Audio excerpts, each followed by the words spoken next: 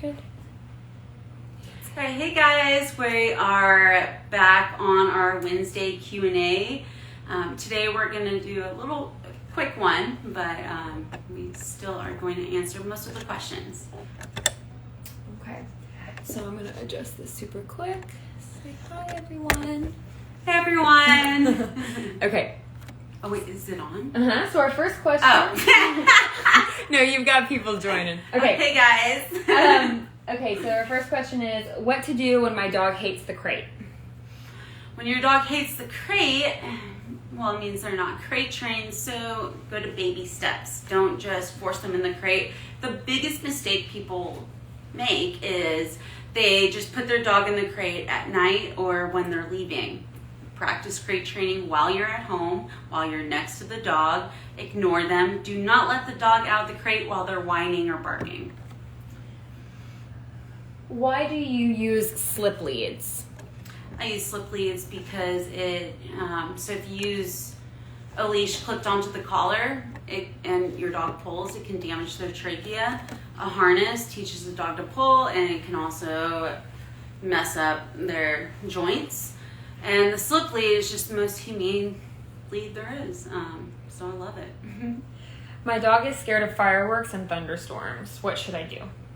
Something I do with dogs that are afraid of storms and fireworks is I'll have them walking on the treadmill or on place, and I'll set up a speaker with firework sounds and storm sounds for honestly hours, just to desensitize them to the sounds, because those are two sounds you don't hear very frequently, especially in Dallas. So. Is there any way to train for agility competitions in Dallas? Is there anywhere to train? Yeah, go to What a Great Dog. They're great. They do a lot of training for agility and competitions. What is one thing that you wish every dog owner knew? Patience. Absolutely patience. The most common denominator I see in dog owners is we get frustrated with dogs. And that does not do your dog any justice, so practice patience. How do I prepare my Golden for a human baby in April? So what you can do, what I've done in the past is I create a fake baby, either a doll or wrapping up clothes and stuff, and practicing the dog being calm in the nursery and not jumping up. Also practicing walking the dog with a stroller. If you have any friends willingly to hand off their kids for training, you could work the dog off of those kids too. Luckily, I have, my best friend Wendy. Shout out to K9 Cabin. She always lets me use her kids for training purposes. So, also get a trainer. How to help a dog that barks out of excitement? Out of excitement? So the barking out of excitement is a symptom of the excitement, right? So fix the excitement, work on calmness inside the home, on walks, just teaching the dog how to settle down. How do I introduce my 5-year-old dog to my nephew when he has a history of snapping at kids? Hire a trainer. Every dog's different. Hire a trainer. Do dog vets and do dog vests and dog boots really work? That was a struggle. Do you have vests and boots? Well, I suppose, yeah. What about rain jackets? What about coats? Oh, do you have any recommendations? I have some, I don't know, Amazon. I have a hoodie for Vixen. It's the cutest ever. It says bad to the bone and has the skull and crossbones. But yeah, it keeps her warm. Again, you have to acclimate. I never just slap on a tool or clothing onto a dog. I always acclimate them to it, get them comfortable and used to it, make it a positive experience. So yes, they work, absolutely, especially the boots for Texas. The concrete is ridiculously hot in June, July, August, even September, even May, so absolutely. And then recently, now Texas has blizzards, so it'll absolutely help for the colder weather. You just have to acclimate your dogs so they feel comfortable instead of just like protesting or doing the little dance they do with the boots. So, yeah, but yeah, they absolutely help. Raincoats, I personally like whatever, water is water, but if you're one of those people that's like, my dog can't get hit by raindrops, then yeah, do it. Are there different types of dog bites, and if so, what do they mean? Absolutely. So you can tell a lot about what the dog's frame of mind was based off of the punctures or wounds from a dog bite. So if you have a puncture in a dog, it means the dog was reacting more out of fear. It was a bite and release. Even if they go like that, it's fear driven. If a dog latches on and holds on and doesn't create a wound, absolute prey drive. If a dog bites, pulls, and releases, and you have a gash, it's more of a dominant, confident bite.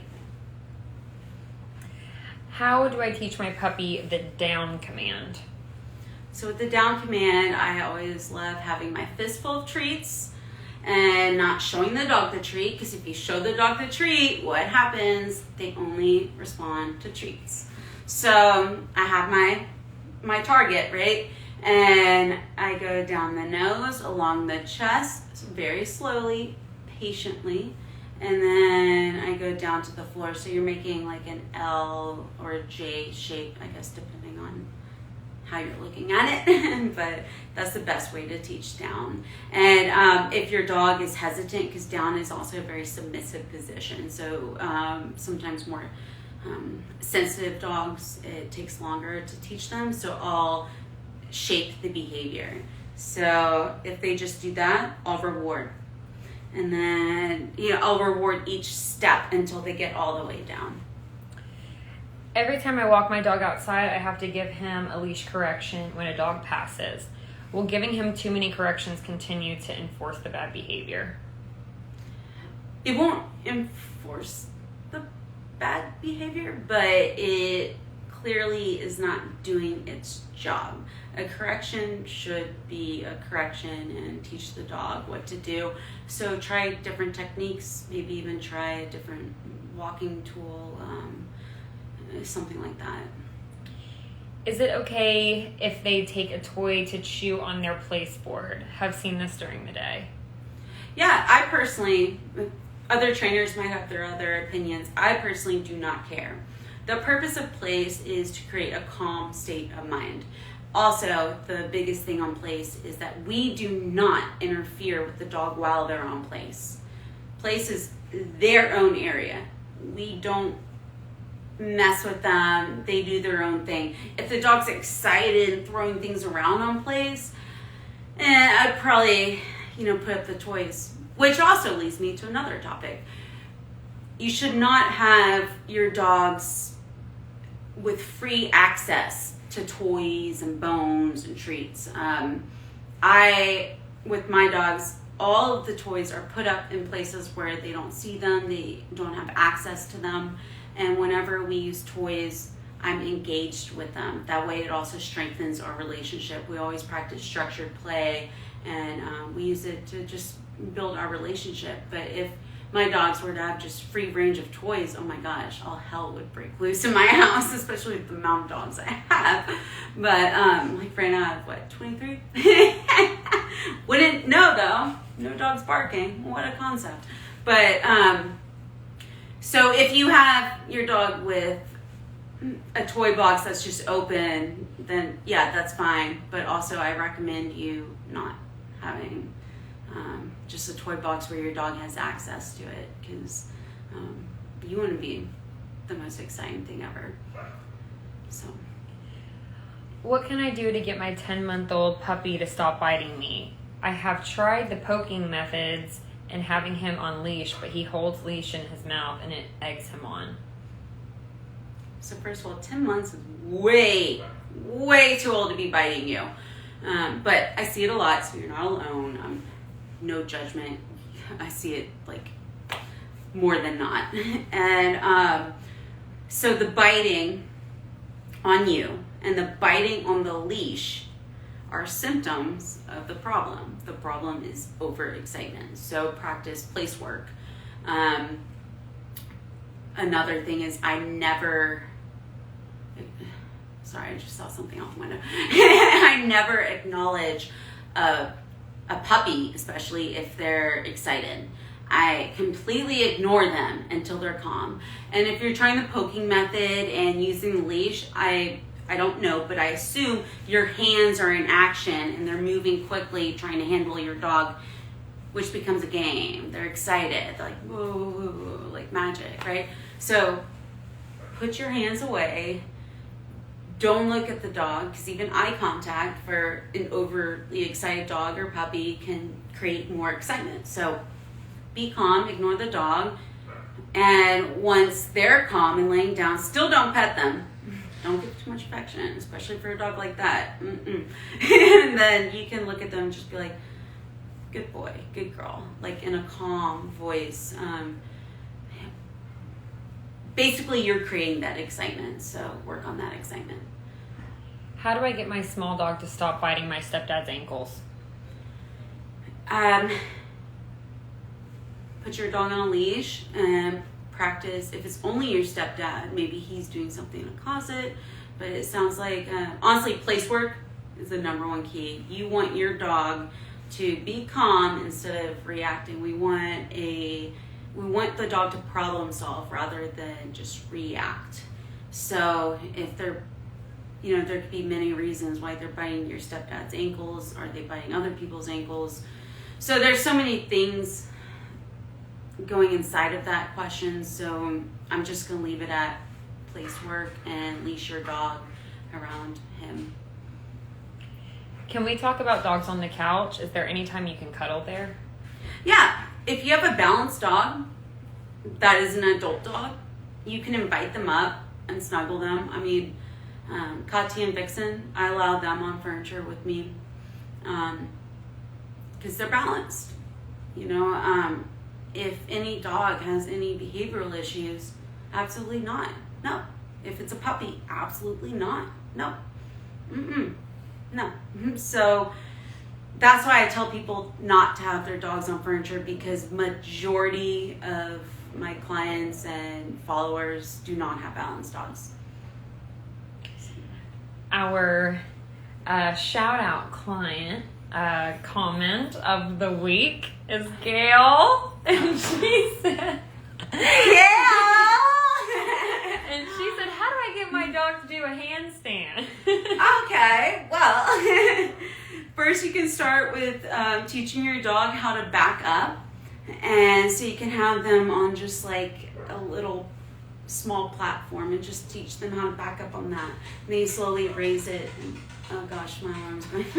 Then slowly raise it and raise it and raise it until, thank you, until you can get them up on the wall where their feet are on the wall. And you always use treats for this. That is a fun exercise, but increments, just like everything in training. It's baby steps. Good question, Gail. Yeah, good job, Gail. Thank you for birthing me. You're the best mama ever. Our dog goes crazy when my husband goes near his crate or tries to touch it. Why is this happening, and what should we do? Sounds like a relationship issue. So, again, that's just a symptom with the dog going crazy. I assume it's just with the husband, since that's what they say. So have the husband walk the dog more, have more structure with the dog. There's so many things I don't know. Does the husband have structure with the dog? A lot of couples, a lot of the, not stereotyping, but kind of just from my analysis and experience, is a lot of times the husband or boyfriend coddles the dog and he's the fun guy and doesn't do any structure. So it sounds like lack of leadership. But again, I don't know full details about what's going on in the minute-by-minute daily lifestyle. So that's what's going to play a role in that reactivity in the crate. So start paying attention to that.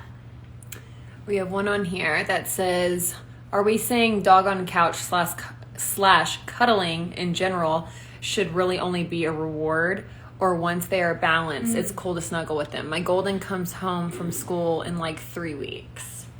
From school? Like board and train? If it's a board and train, don't. No. Nah, just because your dog is sent off to a program, you cannot. It's so crucial that you follow the trainer's program. You cannot just start adding all this freedom. So my recommendation, if your dog is in a board and train program, or a lot of people call it school, but if it's in a training program, do not give your dog freedom. That's the best way to put your trainer to shame, in a way. And basically, like, screw you, trainer. Like, I want you to fix my dog. Dogs are not computers. A trainer doesn't reprogram the dog. They teach you how the new routine should last. So, and being on the couch is not a reward for the dog. It's a reward for you. So keep that in mind. Like, whenever I snuggle my dogs, it's literally me inviting them up, because they won't get up unless I invite them. And so I invite them up and we'll snuggle. And my dogs aren't like big cuddle bugs. They'll like lay next to me and then get down later onto their dog beds. So it's more for me than it is for the dog. So always remember that. So many people make it a big deal about having their dogs like on furniture or not on furniture, but it's all for us. The dogs really don't give a shit. And they really don't. What's the max amount of time short-haired dogs should be outside in the current weather? And I'm assuming she means like this now. That was during the blizzard. That's probably from last week. Mm-hmm.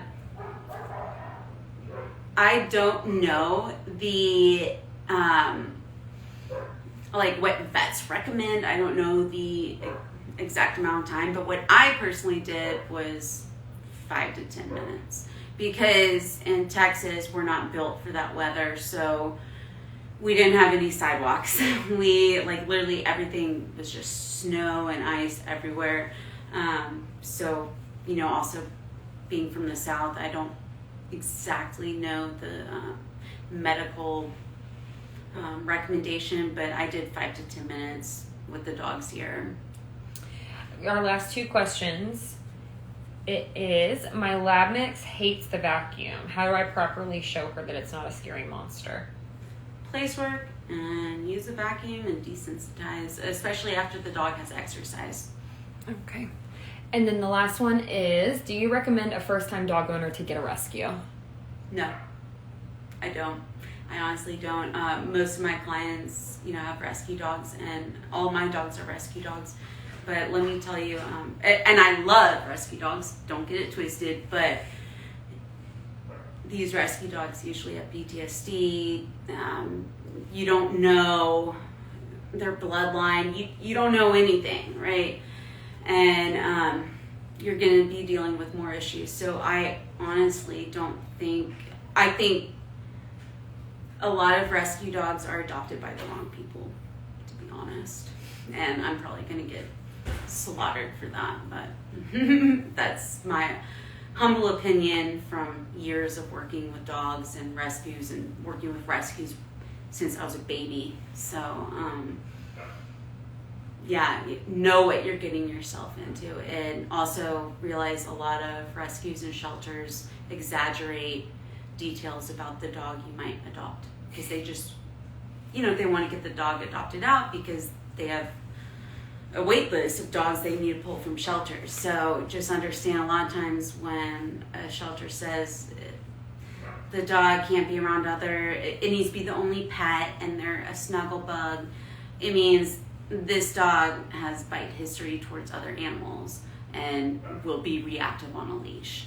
And if they say, oh, we can't have a man in the home, blah, blah, bite history. Read between the lines and know what you're getting yourself into. There are a lot of great dogs you can adopt that are great for a first-time dog owner. But if you're a first-time dog owner, reach out to a trainer. Also, Antless's Pack, where we now have a service where you can hire us to help you adopt or buy a dog, because we don't discriminate. I don't like hate. No hate, no hate. So we honor all dogs, but hire someone to help you choose the right dog for you. They're predators. They're a lot. Okay, Silly Girl May said, damn, LOL, I agree to just what you said.